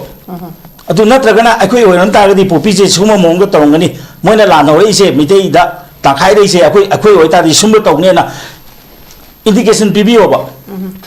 akhoi di sipai thajalaga na na kaptharani Mizoram the bombing to what my equity so example na bombing to ni Kampopi bombing to ni habiyo ba chai bidi kana de ba je akhoi na pam badi akhoi ke no pam me ba ko khoi gi kana se khoi gi relief ko akhoi awa ba ji ko hon do khoi pam me ke do reng arang nan de ngo akhoi dam te di kanam leite tam pa ke dam te di jingi dam te di moi hoji jing de level relief kem try pa ji kamai to ri na have ji supreme court darga satana supreme court hoji report ko ri ba yamna chaga ngang ba ai apa yam sabaduna hoji adu bo amta tobi bra ba relief kem je ware dang hai adu ko na ba manipur de leba tampak de leba relief kem sing je kai do ri ge hai dana ma adu ma le supreme court sang bi bra da bra ba supreme court han kau re na moi committee ko just hum retired just hum na sab committee su le ko adu to kau re si kai do ri ge moi matik cha na pot pi ri rice akhoi si de kem ta na te mayam ge awa si da tong ga ngang ga manipur ju thuwai ga moi chaw ge ha bane ba chaw bu su loi ra bane ba hoji ai sa hai je ri to akhoi ge oi ba asset se kai de le ri ge rims ki mafam je center da pi gram ni le sa khoi ma state ya khoi ku sin te lamben phau ya tre hoji usual sida khoina haidi tongan ba khoi political party ni sigi spokesperson lagi taja basu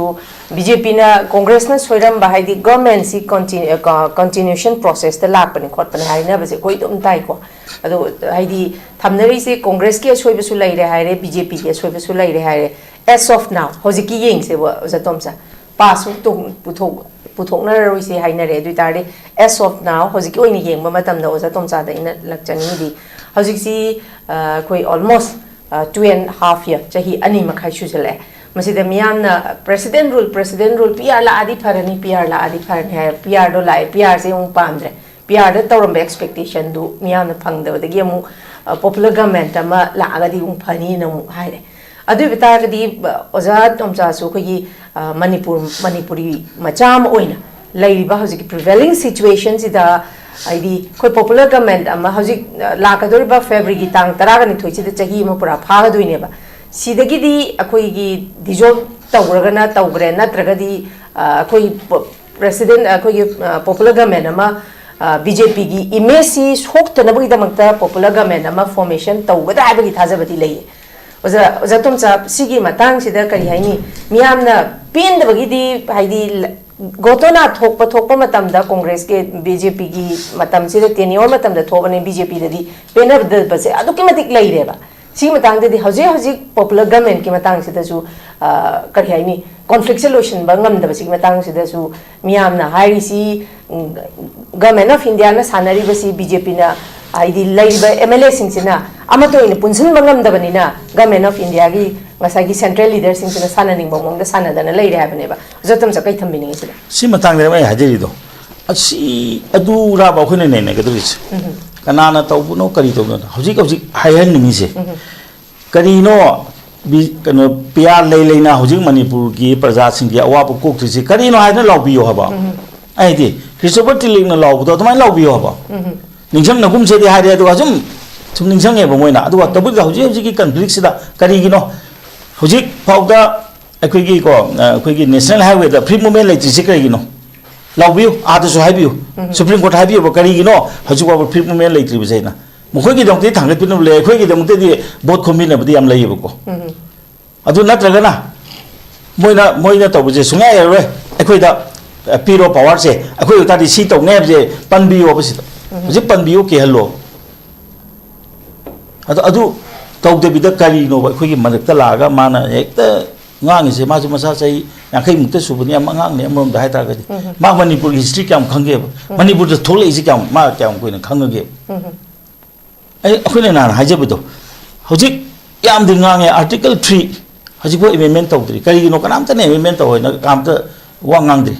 article 371 si misi kari gi sum tham ban jingdam manipur jingdam khai bi kari gi ai si hai ta ga de hoi san to de wa ro je ba mo ne politics te hawra ba ne ba si ubi da bra ba manipur jingdam खायरगा Manipur थुगाइना बहोंदरी जे मसी उबिदब्राबा हे उरको निमित्तदि मतो हाबि यादब्राबा no सिलोक्तो Manipur से entirely कनोनी हिलनी Manipur चिंग तंग खाइदोनगदो अदि तागदि आ चिंग मतोंदा लेबा तंपाकिंग दो अदु कमाय तौदोरी चिंग तम खाइबसिना मरम मोइदना अखोइना ताबा यारिबको अखोइ कम्युनिटीना ताबा यारि जे 10% मुक्तने हारे सिदने बाय हाजैदो सेंट्रल इंस्टीट्यूट मयामना लोक्संगरे अदि असारम फल मयाम लोक्संगरे असारम फल कनु पिथोइमनी पता पिथोइमनी असी सी तौकान अखोइ लम कराइ दिन लैरिगे अखोइ जे कराइ दो होंदरिनो मसी उबिदब्राबा मसी तौको मतमदा अखोइ तौर अखोइ हौगल ओइद्राबा हंदकी क्वाइदगी चाउन सोइबसे करिनो हाबे मतमदा मखोइनने अखोइ सुमाइ तौदना major committee ओरिसे मथौना अमता लेत्रबनी अखोइ तखाइदसी अखोइना तक्पा मतमदा मोइसे जोंथोपिनबा लेत्रेना खल्लुबदो अखोइगी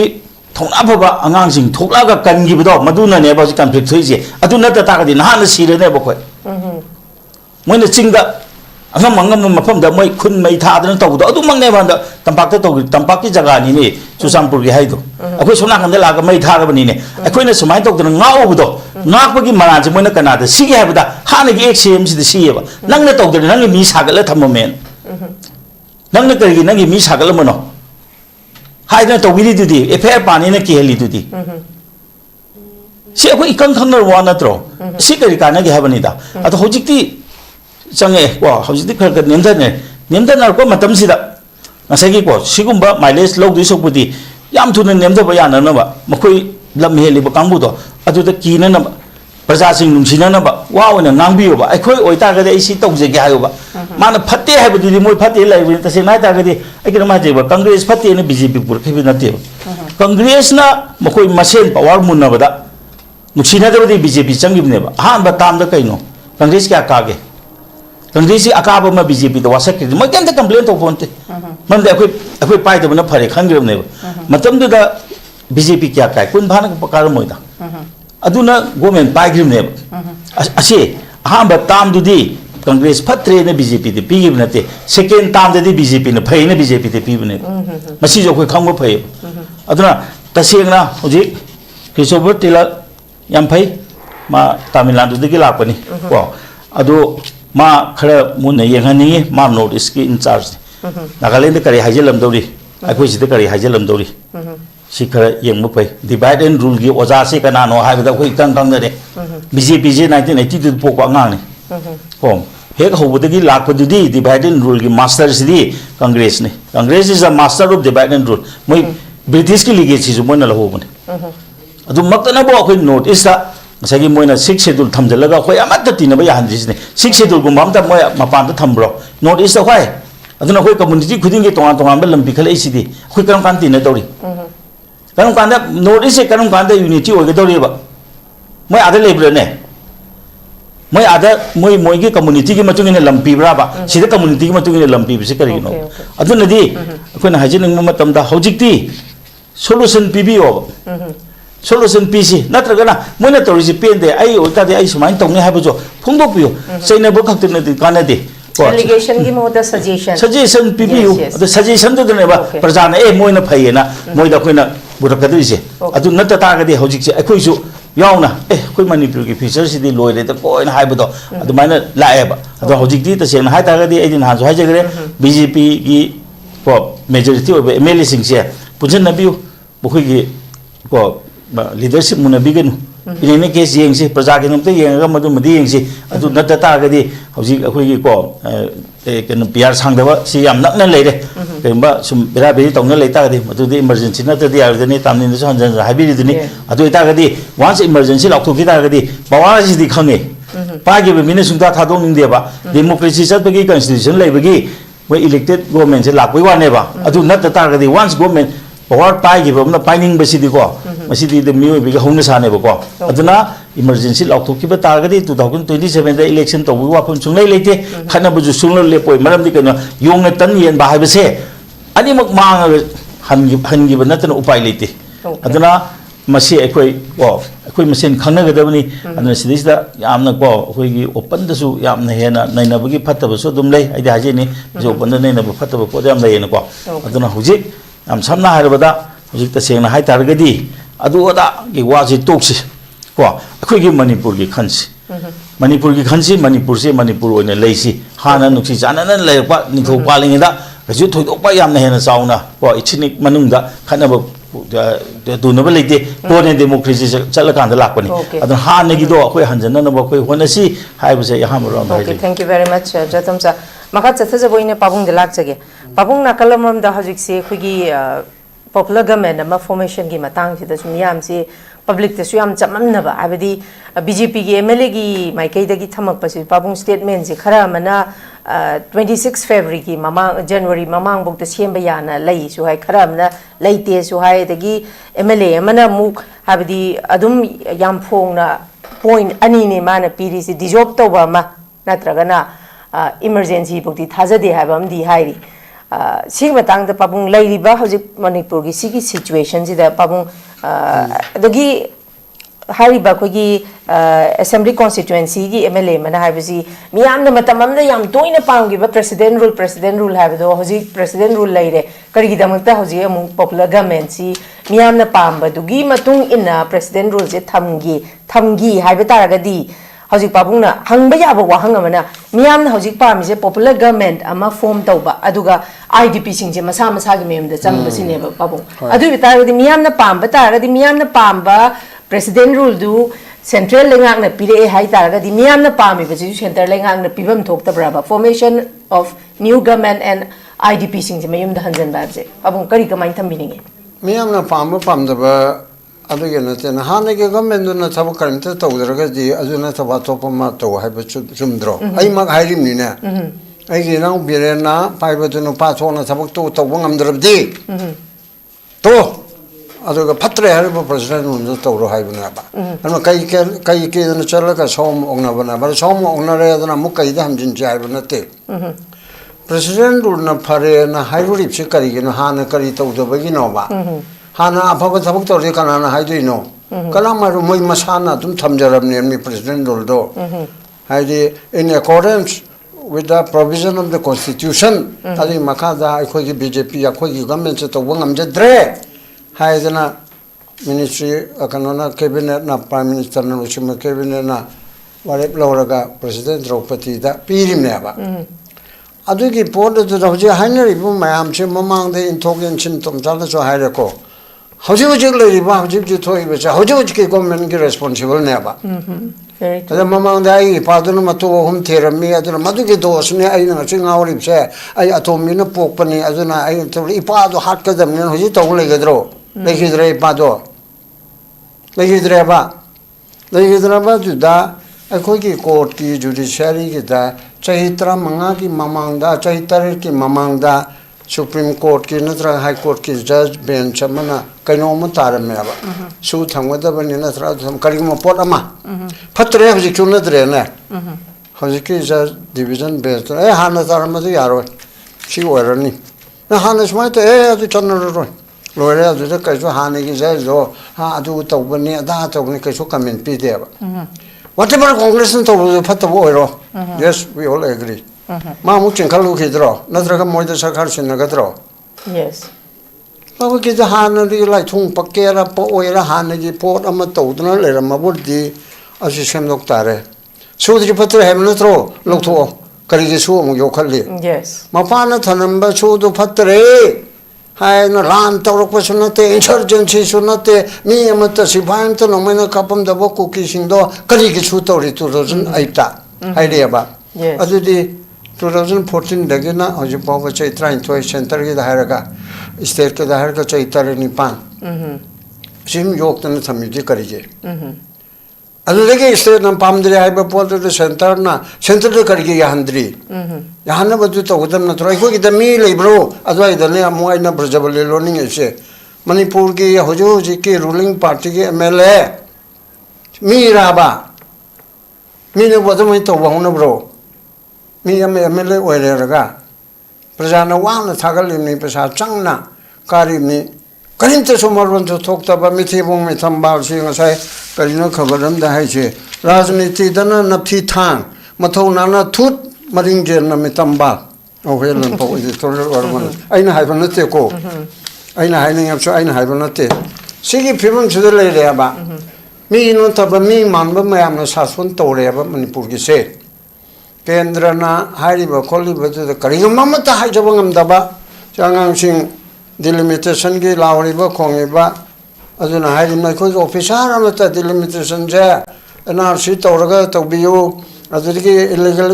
immigrant tan thoga tawbiyo hai ba se ko gi mete masao ero mayang masao ero manipuri IAS samatana IPS samatana MCS samatana tawbudi official oi bani ngamja da ba adu amatana hai ba ngamde hai ne ba aduna hojiki leiba government sigi di mayam changdana phanna bi yang to hun bai bi si right ne ba ko adu hojiki do hun ba mamang gi sungye yang aroi mamang do yadadana congress to kahandaram natro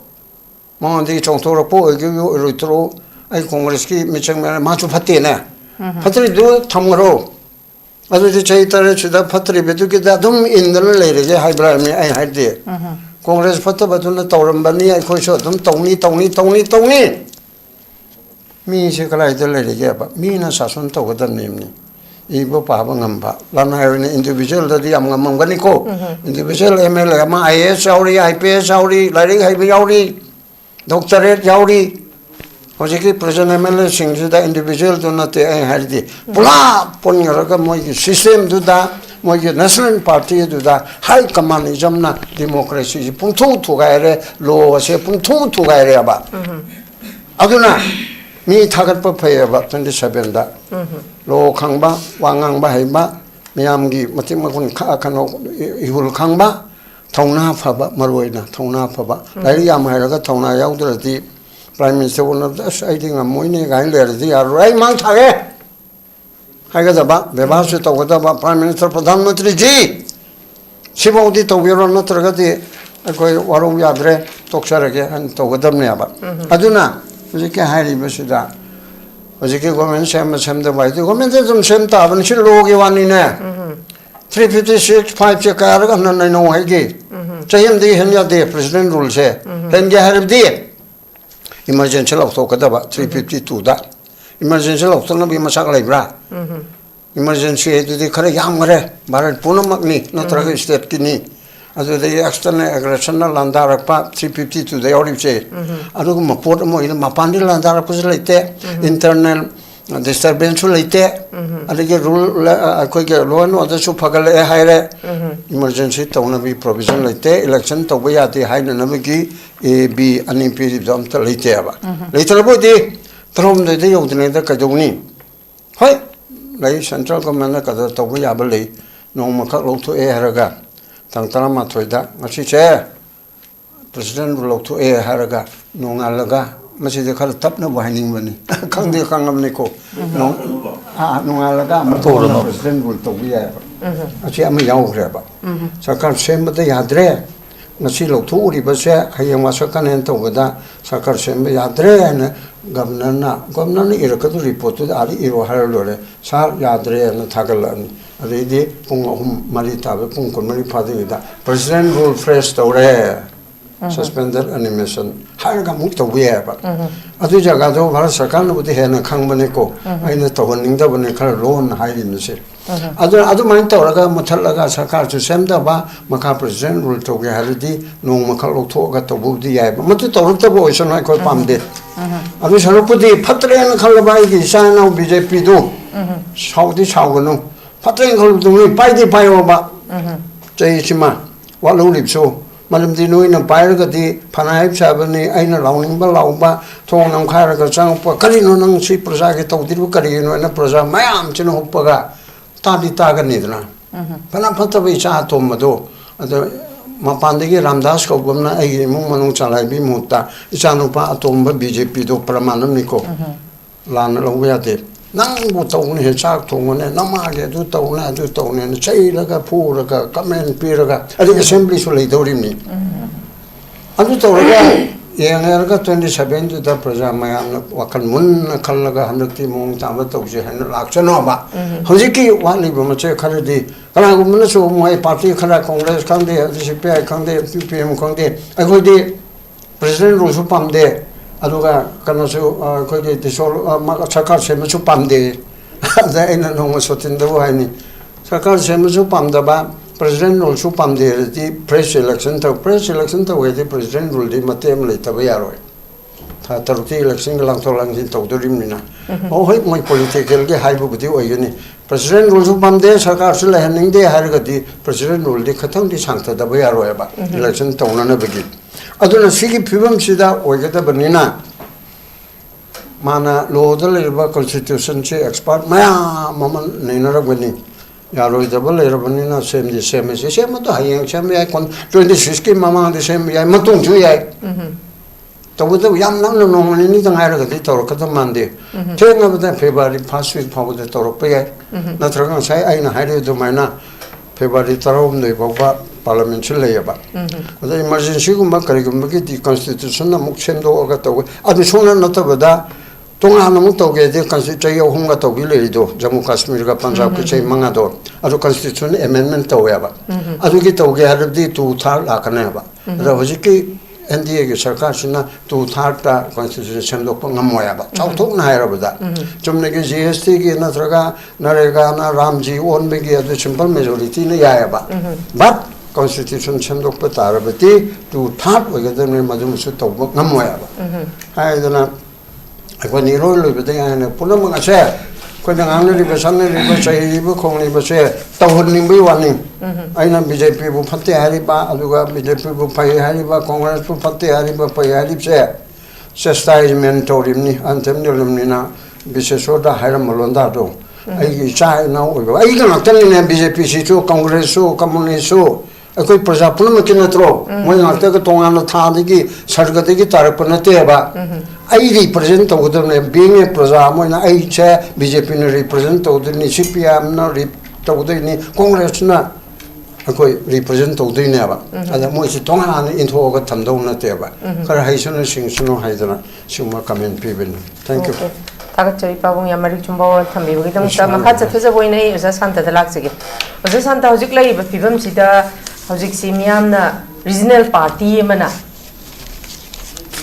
अखोई सेमबसे पामे अदुमकपु national party अनिसिन नत्रगदि लैतबगि फिबम द सुम लैब रीजनल पार्टी कोई ओजा होगी सु लैरि एमपीपी लैरि तोंगान तोंगान बा हजिक से दुम लैरि अदुबु सी पोचे खुमांग अमा इचाउ जॉक्शन बंगमदबसे उजा शान्ता मसीगी खुमांग जॉक्शन बंगमदबा सी मियामना थाजबा मा इवात वालिबसे उजा छे लैतबगि ओइदोरिब्रा नत्रगना पॉलिटिकली वीकनेस लैबगिरा करी करम्बा अवाटपा असोनबा करी लाप्सेस लैबगिदमक्ता नोबा ज मयाम तोंगान तोंगान बा स्टेट तदि अखोई रीजनल पार्टी न दुम पालगा लैये करामना मु अखोई इकोनॉमिकली याम सोनबनिना रीजनल पार्टी में थागत लुबैसे वानी हाब जो हाइनी बजा शान्ता करी मोथम बि मणिपुर दि रीजनल पार्टी की मतम लोइग्रे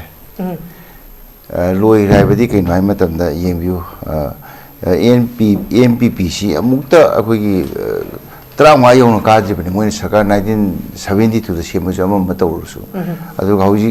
मणिपुर लैबा अखोई रीजनल पार्टी सिंजी रीजनल पार्टी अहुम लै अमना एनपीएफ अदे अमना अखोगी सीपीआई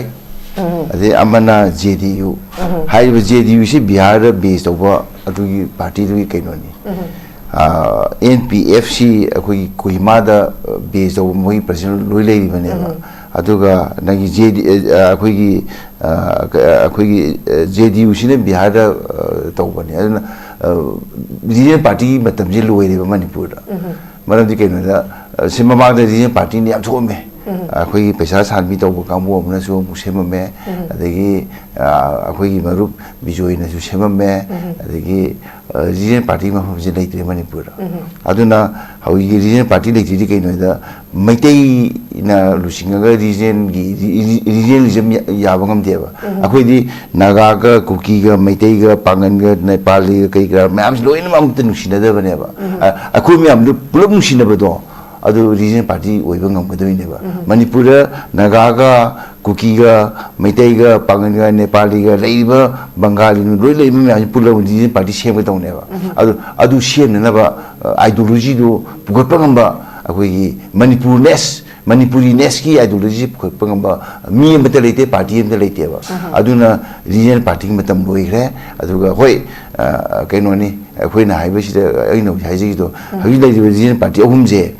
ꯑꯩꯈꯣꯏꯒꯤ ꯃꯅꯤꯄꯨꯔꯗ ꯍꯦꯗ ꯀ꯭ꯋꯥꯇꯔ ꯑꯣꯏꯕ ꯑꯝꯇ ꯅꯠꯇꯦꯕ ꯑꯗꯨꯅꯗꯤ ꯃꯣꯏꯗ ꯃꯅꯤꯄꯨꯔꯒꯤ ꯔꯤꯖꯅꯦꯜ ꯄꯥꯔꯇꯤꯗꯤ ꯑꯣꯏꯗꯣꯏꯅꯦ ꯇꯝꯆꯥ CPIꯁꯦ ꯔꯤꯖꯅꯦꯜ ꯄꯥꯔꯇꯤꯅꯦꯕ ꯃꯅꯤꯄꯨꯔꯒꯤ Yes. ꯑꯗꯣ ꯃꯣꯏꯒꯤ ꯁꯦꯟꯇꯔꯗꯤ ꯗꯦꯜꯂꯤꯅꯦꯕ ENPFꯁꯦ ꯔꯤꯖꯅꯦꯜ ꯄꯥꯔꯇꯤꯅꯦꯕ ꯃꯈꯣꯏꯒꯤ ꯁꯦꯟꯇꯔꯗꯤ ꯀꯣꯍꯤꯃꯥꯅꯦꯕ JDUꯁꯦ ꯔꯤꯖꯅꯦꯜ ꯄꯥꯔꯇꯤꯅꯦꯕ ꯃꯅꯤꯄꯨꯔꯗ ꯑꯗꯣ ꯃꯣꯏꯒꯤ ꯁꯦꯟꯇꯔꯗꯤ ꯕꯤꯍꯥꯔꯅꯦꯕ ꯑꯗꯨꯅ ꯃꯄꯥꯟꯗ ꯁꯦꯟꯇꯔ ꯑꯣꯏꯕꯗꯨ ꯑꯩꯈꯣꯏꯅ ꯔꯤꯖꯅꯦꯜ ꯄꯥꯔꯇꯤꯅꯤ ꯍꯥꯏꯕ ꯋꯥꯅꯤ ꯑꯗꯨꯅ ꯃꯅꯤꯄꯨꯔꯗ ꯔꯤꯖꯅꯦꯜ ꯄꯥꯔꯇꯤ ꯂꯩꯈꯤꯗꯕ ꯀꯨꯏꯔꯦ MPP ꯁꯤꯈꯤꯕꯗ ꯂꯣꯏ ꯌꯥꯎꯔꯦ ꯍꯥꯏꯕ ꯇꯥꯔꯦ ꯑꯗꯨꯅ ꯍꯧꯖꯤꯛꯇꯤ ꯑꯩꯈꯣꯏꯅ ꯌꯦꯡꯗꯣꯏꯗꯤ ꯍꯣꯏ ꯑꯩꯈꯣꯏꯒꯤ ꯀꯩꯅꯣꯅ ꯍꯥꯏꯕꯤꯔꯤꯕ ꯑꯦꯡꯀꯔꯅ ꯍꯥꯏꯕꯤꯔꯤꯕ ꯃꯄꯥꯟꯗ ꯔꯤꯖꯅꯦꯜ ꯄꯥꯔꯇꯤ ꯍꯤꯡꯉꯤ ꯍꯥꯏꯗꯣ ꯃꯈꯣꯏꯗꯤ ꯍꯤꯡꯅꯦꯕ ꯀꯩꯅꯣ ꯃꯣꯏ ꯅꯦꯁꯅꯦꯜ ꯄꯣꯂꯤꯇꯤꯛꯁꯇ ꯁꯔꯨꯛ ꯌꯥꯏꯑꯕ ꯃꯅꯤꯄꯨꯔꯒꯤ ꯔꯤꯖꯅꯦꯜ ꯄꯥꯔꯇꯤ ꯅꯦꯁꯅꯦꯜ ꯄꯣꯂꯤꯇꯤꯛꯁꯇ ꯁꯔꯨꯛ ꯌꯥꯗꯦꯕ ꯃꯅꯤꯄꯨꯔꯗ ꯕꯦꯁ ꯇꯧꯕ ENPPꯅ ꯔꯤꯖꯅꯦꯜ ꯄꯣꯂꯤꯇꯤꯛꯁꯇ ꯁꯔꯨꯛ ꯅꯦꯁꯅꯦल ꯄꯣꯂꯤꯇꯤक्सꯇ सरू यादेबा से DMK जे नेशनल पॉलिटिक्स फजने याएबा अदगी नंगी TDP अखोगी कनोगी आंध्र प्रदेश नेशनल पॉलिटिक्स फजन सरू याएबा शिवसेना फजना सरू याएबा दिल्ली दे इन्फ्लुएंस तोबंग मेम म तोंग अखोई मणिपुर दिंगम देबा अदुना हाइबा मयाम सिंग से असिरेबने अखोगी सिंगम दबगी मरम से कोसिंग साई तोंगान तोंगान बा अखोगी जाति सिंह पुन अमत ओइना पुनसिन मंगम दबसे अदुनाने मने अखोइना मणिपुर रीजन पार्टी हम सेमेजे अखोई वाई सानम ले मोय सेमदेजे ओनली मैतेई की सिडनी फुल लेसे मसिदगी MLA खर कान सेमगनि हायबा मोय कुकी नते नगाई नते अममगी नते अदुदी यारोबा रीजन पार्टी लुते मणिपुर लेबा जाति खुदि मंकी म्यू योन बताइबा कुकी योन बताइ नगा योन बताइ मिते योन बताइ नेपाली योन बताइ अखोई दियो नेपाली अमा कारमि किशोर थपायना मदु नेपाली नि बोले फंदि नमदन नोय पाइबा कुकी मिलिटेंट सिंगिना एना नेपाली लेपे यारोयना अदुगा मा लेफंदिनेबा अदुई फियमसिदा कनाना रीजन पार्टी हिंदोइनोबा अदुना रीजन पार्टी जे अखोई लेहाउसिदा तसेने MPP ना काई मतमदा MPP ना सोदरपा मतमदे MPP जे 1990 फाउदी मोइन लुसिमु सगाम लेरेमिदना RK जोइना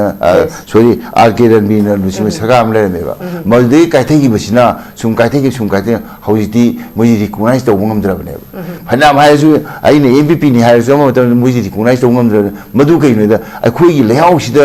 अखोई रीजन पार्टी मफमजे कनबंगमद्रबनेबा अखोई तोमतानदि हायरेबा अखोई रिम से मोइने लिखपने नते MPP लाक्टिंगि साबा होरबने तोमजा अदगी साबा होरे नंग 1972 ममाने साबा होग्रेबा MPP ने पुरपु नतेबा अदगी नंगी अखोई हौजिता यामबा लामी आइगा सरुजु लेरि अदुगा यूनिवर्सिटी जे मखोइने तौबो नतेबा सात MPP सका लाक्टिंगेदगी रीजनल केनो अखोई केनोगी जवाहर नेहरू अखोई यूनिवर्सिटी की मागी केनोसी लागा मदि छात्र म्यामने सागरपा होरबने सागरबा से मणिपुर यूनिवर्सिटी जे अखोई जे DM कॉलेज सेक्रेटरी ओइरेबा मतमदा अखोई जंदलु याउरिबने अखोई मतमदा गुवाहाटी यूनिवर्सिटी मखादा अखोई स्पोर्ट्स चलमिदना तुमजा अखोई चत्रिबनेबा अखोई स्पोर्ट्स पेना मोइना अदुना मदुई मूवमेंट दो लापने अदुना मणिपुर यूनिवर्सिटी लाप से अखोई MPP ने लाहन नते रिम से मोइना लाहन नते सुम हाइबगी वाने मोय हानदि हारमे MPP जे भारत ख्वाइदगी लीरबा रीजन पार्टी ने ओइरमद्रे खंगदबदि सुम हाइबनेबा खंगाकान तोखिदो ngakte aduna aina hauji haijei Manipur की लेआउटसिदा रीजन पार्टी हिंगी हाइतारदि नगा नुसिबा कुकी नुसिबा नेपाल नुसिबा मैतै नुसिबा पागन नुसिबा मणिपुर लाइबा अखोई वोटर लिस्ट चलबा अखोई लाइबा नेपाली पंजाबी हाइरो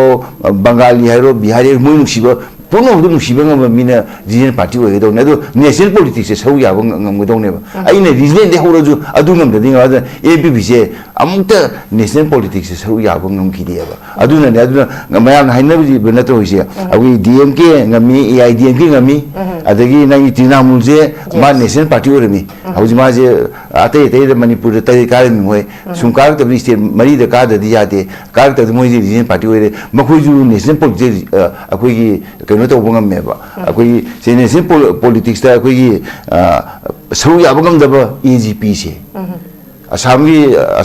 गण परिषद से सिधरिसिनेबा अदुना अखोइना रीजनल खक्ते वखन खनबि यादेबा अखोइना जाति वखन खलगा रीजनल सागकदा अदुनाने अखोई CPM जे अखोई रीजनल वखन खलेबा अदुगा नेशनल पॉलिटिक्स येंगेबा अदुनाने अखोई हिंजे अदुना तब रीजनल पार्टी अमते हिंगंगमोय आई थमजागी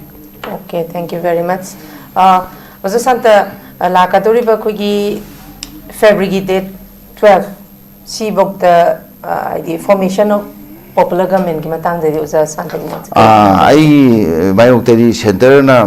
akoi ingit amante pirak palekri khali okay maram ni kaino da akoi popular oiba akoi sakar ma akoi lingine maram ni kaino da unpopular oibadagi biren to resign to hon grabane ba masana resign to hon banati ba Delhi de puraga namdana kari kari to wono di khangde ko Delhi de puraga halaga na ta khudak te ma resign to ido an ma je yana unpopular graba potu na da unpopular graba sakar ma BJP na lusin sakar ma popular ofok pai je yamna lu thabang ne aduna ai di ai isai mot ki kaino yenga de ai thajade aduga kaino je PR se akoi 상대를 보야 이걸 이문다 비아제 제이홍 상도이 더욱 상도 부수 레기 아두나 아두 마이나 아두 그이고 아무도 말음없는데 비에서 더욱 상도 부수 아두 아코이나 달리디 아코이 마니푸르 포퓰러 고메나 마 담고다 보니 마두 아코이 프레시 일레이션 또 담고다 보니 말니 하우지다 이거 아코이 그 룰링 에밀레 신제 마 सरकार पाइबा ngमद्रबा 아이엄방 학대니 하이버제 아야 탐자기 Thank you very much oza loishilapade uza tumsa da thamjage uza tumsa hujiksi khogi national party ani si nyam na pamre adumapu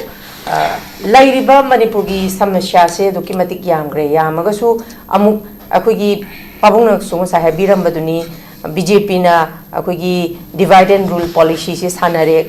habje khangna khoji kari su tawba ngamdabagi phibam sidane ba laise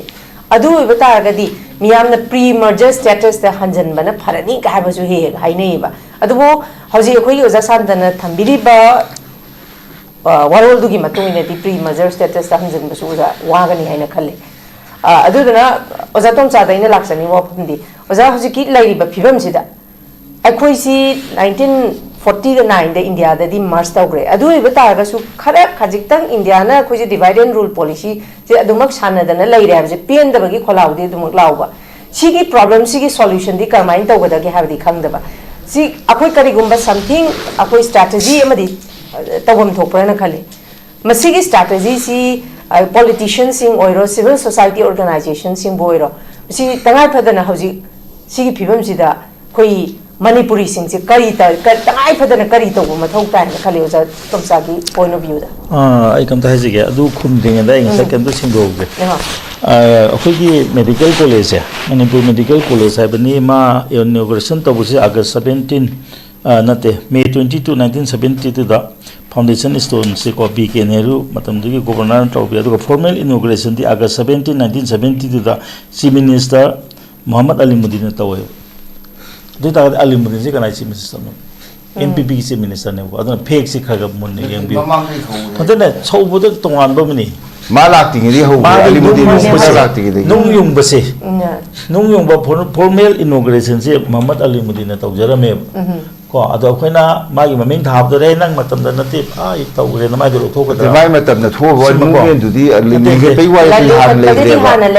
masagi kanu se thamsi mina tawm du di khoi khang ja bani da sima ko sima le re adu hoji ki matang sida ina haje da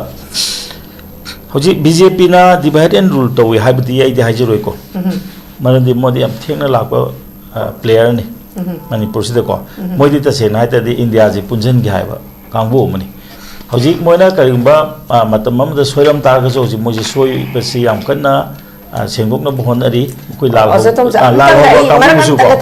in BJP ne India si punna punjan ge haita ga di makhoi gi je one nation one language one religion haiba makhati lai ko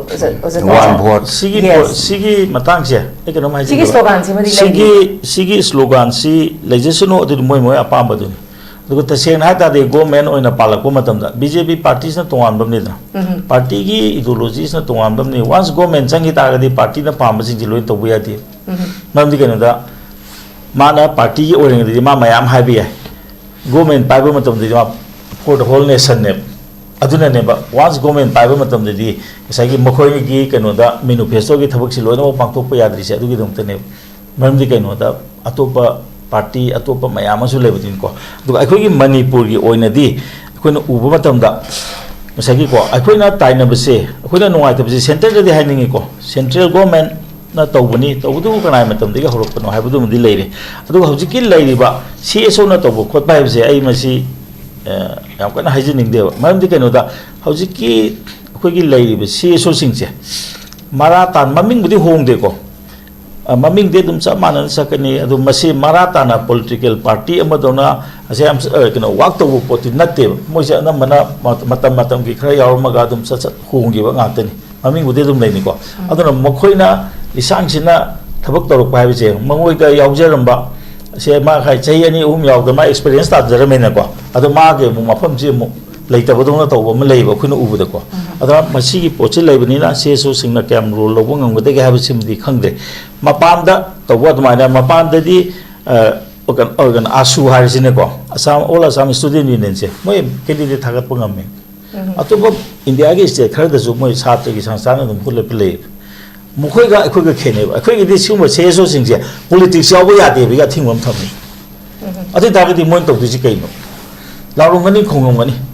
ko politics ta yaw bu ya da bani na moina politics hai bisine ne le ba ji sem doi se aba phatta ba tongan ba mani sima adi ato ba mana MPP si yam laina ju khoi lo bu ya de MPP hoi moi koi gi manung da ba nuai na da ba ya na da ba potol lo na mu solve tawre hoji MPP je hoji yam kanna nong na sem ga charai ba moi ma pangal je sagal le ba party am ne mo gi sab sab ese leje ko aduga sai gi kano na habi bada santana habi bada mi lo na mak yaw gudab ne habse MPP da kana kana chief minister orom ge yang ma so sai sa chief minister orom min alimadin chief minister orom min kuki ma am su yawi hoji mo gi list te MPO bu ko aduna makal suna yawba political party sing no te MPP ja mane hoji ta seng hai ta ga di changtuk changjin yan na de hai bi gi pot to bu gi wani adu MPP gi damuk te di MPP je hoji hogot ningwam nimita hogot pangam ba party ne mase khoi line lo bu ya te aduna hoji ta seng hai ta ga di hoji akhoi MPP ha ba sida akhoi thajaba thamu mathok ta adi mo CPIMC India ki man di amna maru oba party mani CPI Manipur di am chawi adu India ki leba state amata da CPI ba sine leba kwa mangam de CPIM gi di Bengal se kya palami Tripura kya palami hoji hoji Kerala da palami adu Manipur ki CPI de lebi bi sing sina akoi suma to Manipur semji haidna omu da praja da appeal to bi bra maduda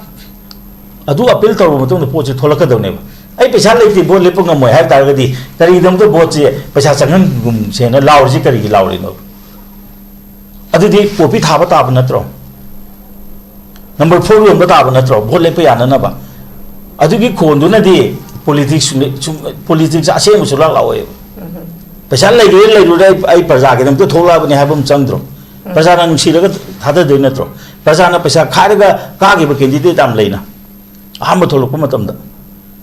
aduna sigi pochi lebni na political party oriba singsina akoi manipur se kan gani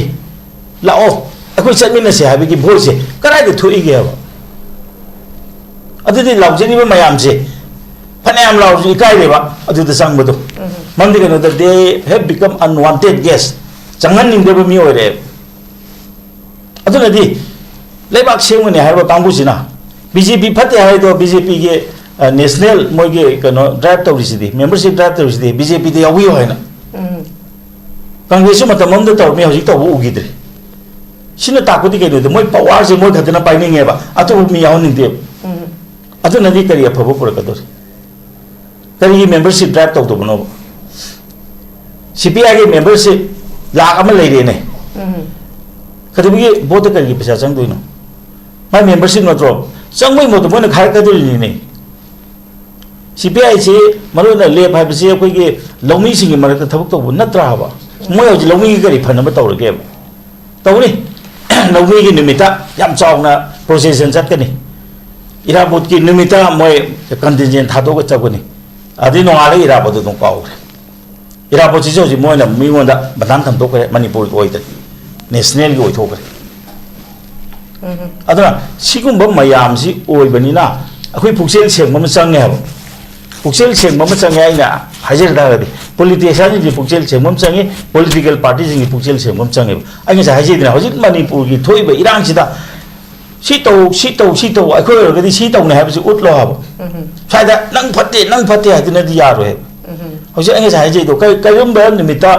कनो IDP हंगदे के दो आदा question अमता तौसे बा मी होजे 18 मोगे रिलीक के 18 के तौ होग्रे बा अखोय जमता तौसे बा अखोय समा तौदना आदि की युम मै थारे जे युम जे करम कांदा same दोइनो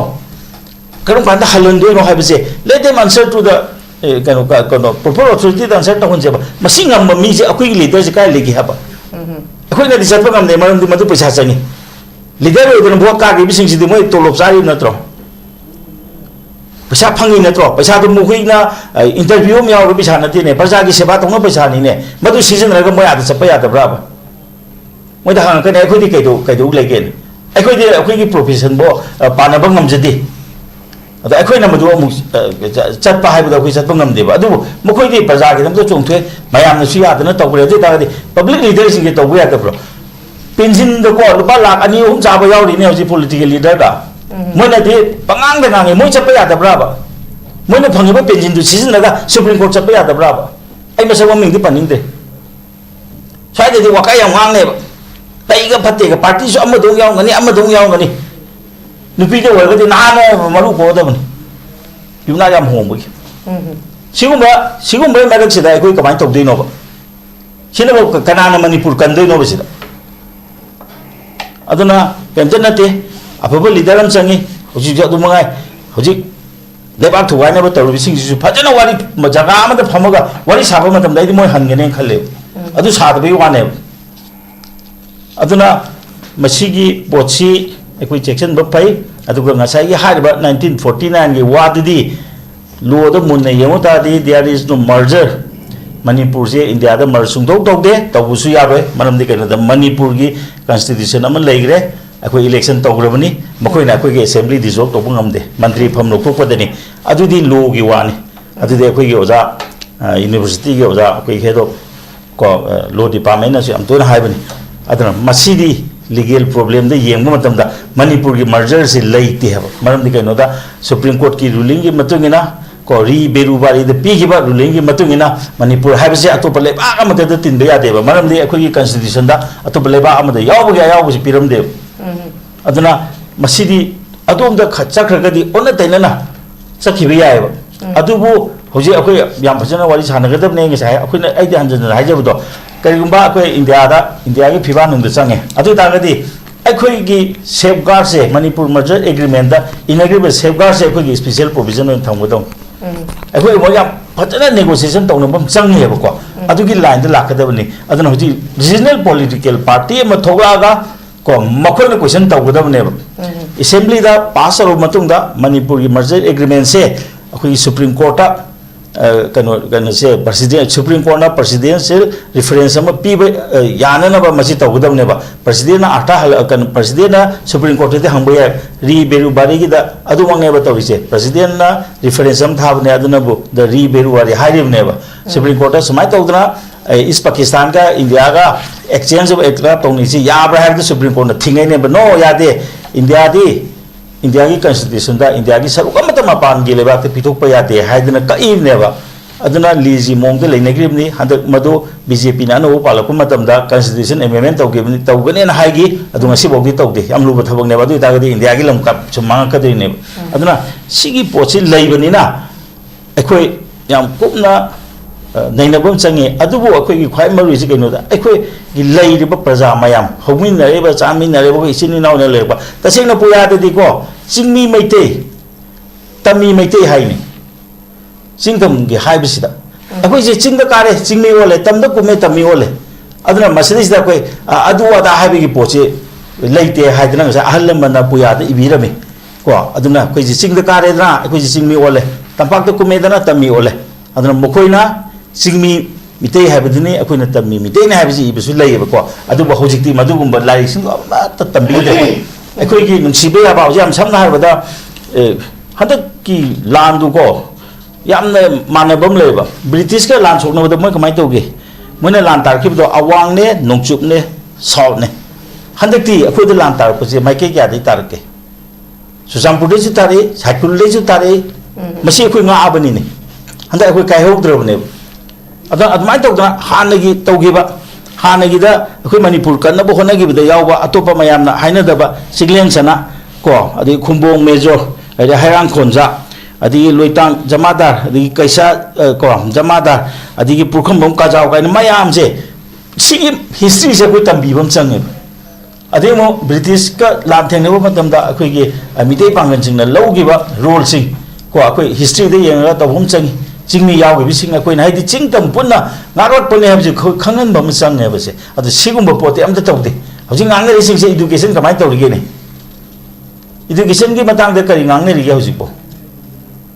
ayam kan haning de tau ne ba khoi gi lejeram ba school bu mi gi mingon de pithok bu ngam mi ne lejeram ba school bu kai thien on thok bu ngam mi ne ase kanai matam do no ba adu yong na taw ga di phatte ba ko adu haning de adu ai khoi se si khoi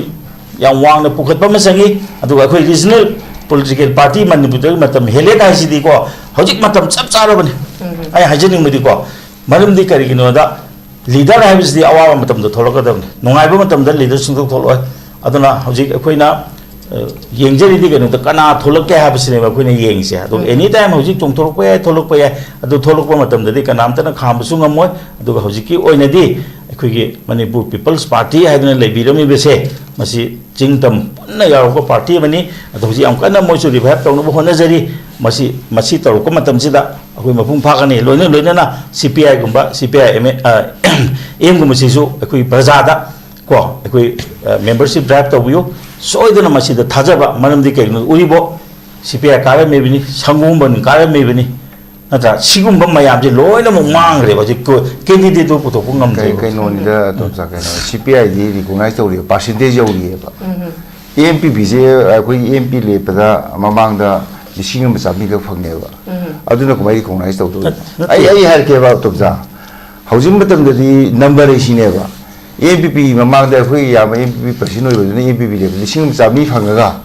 lising ani yo de ko mai to de na di party hingdo no ba du nai nai di adu ai nai di manipur pum ubang ba mi ma national politics influence to ubang ba party ma change ba adu na tadi bharat le region party loi hingwe ba ba di adu matik cha khudam di AGP singi ji AGP ji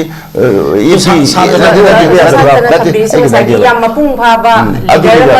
darkar lai adu mai poto pan kanoi kanu nata ba akoi bharat pum ubang ngam darkar lai ba adu na tadi region party hingi hai party ma hingadan region party ko mai akoi ku gi te akoi na ga kan te hai ya ba chap cha ba matam ne ba regional party ma revive to hoge regional party ma hingan ga tar di hojik lai ba si pipam sida apun no manipur ubang ngam de region party oi roi ba adu right time we me APP do apung bhaba leader du ne ba koina darkar ori se okay anyway am no ajay thank you very much khoi gi ngasi pochari ba topic ase tongan ba panels ahumna pasam sag ba warol ke ama tham bijam pung phan bi gudam ta notice window gi mai kai de panelist ang pu tagar ba pung dokchari loina na yeng ta video khai kunam ma kun bi sunga si yune di kainen ba ya thang ni jari till then take a session and good night.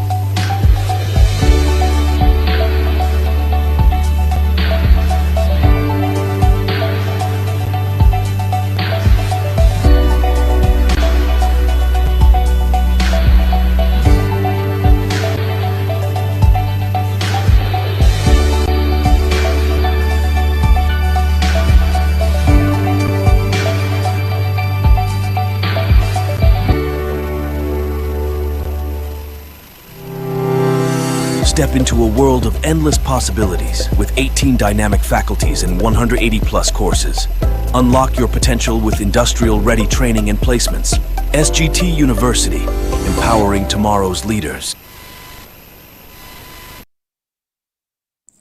Class 12 amasung graduate loiraba mahiro singgidamakta Germany da hospital program tamba yabagi khudong chaba pisari hariba program sing adudi ahanbada accountancy hariba stream asida tamnabagi damakta commerce background leibaga loinana 60% fangba oigedabani anisubada hotel management hariba stream asida tamnabagi damakta any stream da 50% fangba oigedabani ahumsubada electronic engineering hairiba stream asida tamnabagidamagta physics chemistry maths background leibaga loinana 60% fangba oigadabani marisubada mechatronic engineering hairiba stream asida tamnabagidamagta physics chemistry maths background leibaga loinana 60% fangba oigadabani mangasubada construction engineering hairiba stream asida tamnabagidamagta physics chemistry maths background leibaga loinana 60% fangba oigadabani taruksubada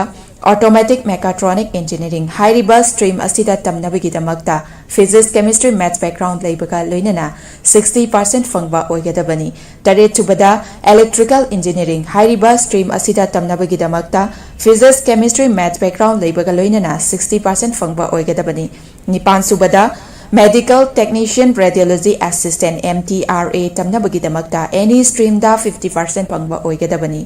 Mapan subada medical assistant amasung tara subada nursing haribasing asi tamnabagidamagta 12 natraga graduate loirabasingna apply toba yagani loinana Haksan Panatamgi Harabadi, Iram the Masimakta the Laiba, Kwaidigi Paraba Hospital Singi Manunda Ama Oiba, Babina Hospital Lizari. Mapamasida, Hazabayarabamadi, Seriam Changana, Specialty Kunhin Badana Laying Bagi Kudong Chaba Pizari. Pediatrics, Cardiology, Cosmetic Surgery Amadi, Specialty Makal Maka Kayada, Aikogi Specialist Singna, Marik Chumna, Kawai Haksan Yauna Laying Zari. Aduna, State Wangada Mokari Chalugani, Aikogi Manipur Suhogiti, Awang Bataki, Healthcare Fanglabada. Matam Mangan Biraganu, Sel Henatingan Biraganu, Aikogi Specialist Singdagi, Malengi Apabathaki Laying Patapiyum Pam Oiba, Service Lobiu. Babina Hospital, where hope meets compassion. Akupamarol Bidamag, Babina Hospital, Saziwa Gel Road, Kabay Soy Impal Isteleng Sinbirau. Natraga, Aikogi phone number 6909390666 ta call to Birau.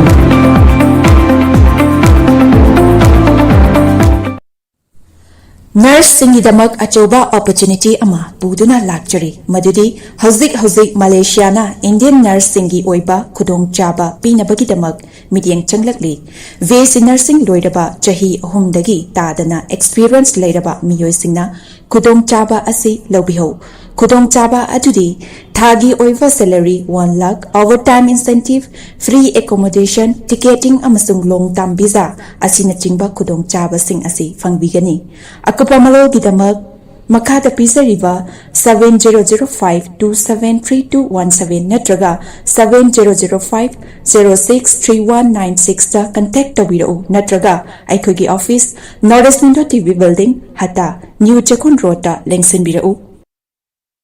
Haksan Panatamgi Harabadi, Iram the Masimakta the Laiba, Kwaidigi Paraba Hospital Singi Manunda Ama Oiba, Babina Hospital Lizari. Mapamasida, Hazabayarabamadi, Seriam Changana, Specialty Kunhin Badana Laying Bagi Kudong Chaba Pizari. Pediatrics, Cardiology, Cosmetic Surgery Amadi, Specialty Makal Maka Kayada, Aikogi Specialist Singna, Marik Chumna, Kawai Haksan Yauna Laying Zari. Aduna, State Wangada Mokari Chalugani, Aikogi Manipur Suhogiti, Awang Bataki, Healthcare Fanglabada. Matam Mangan Biraganu, Sel Henatingan Biraganu, Aikogi Specialist Singdagi, Malengi Apabathaki Laying Patapiyum Pam Oiba, Service Lobiu. Babina Hospital, where hope meets compassion. Akupamarol Bidamag, Babina Hospital, Saziwa Gel Road, Kabay Soy Impal Isteleng Sinbirau. Natraga, Aikogi phone number 6909390666 ta call to Birau.